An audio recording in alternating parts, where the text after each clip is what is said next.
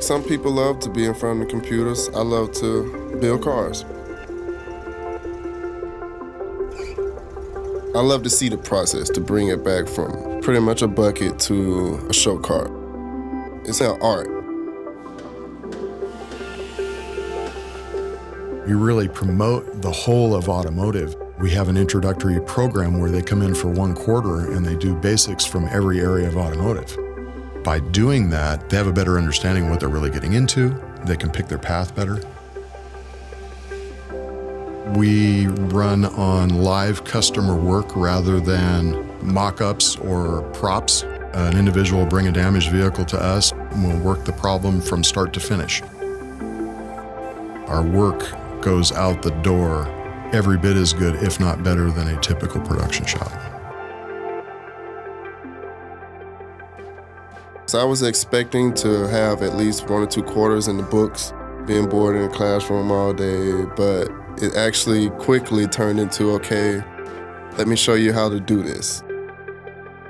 We actually get to work with the customers and work with the cars instead of just looking at the textbooks all day.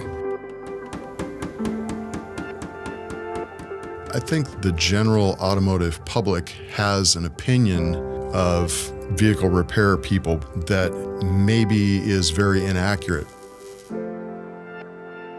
It's really challenging to break down some of those preconceived notions. One of the big ones is that women aren't in the car business. I've actually had more successful women welders come out of my automotive program than I've had men.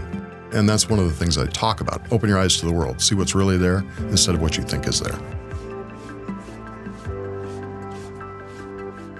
The relationships I have with the instructors are great. It's beyond just learning. It seems like they really care about you and about what's going on in the automotive industry. We were voted the best automotive program in the United States of a field of 300 schools, both public and private.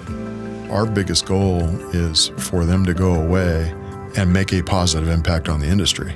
Not just go into the industry and do well, but actually impact the industry in a positive manner. Before I even graduated, I was able to land a job at a custom restoration shop. It's a blessing to be in the position that I'm in right now. I learned way more than I expected.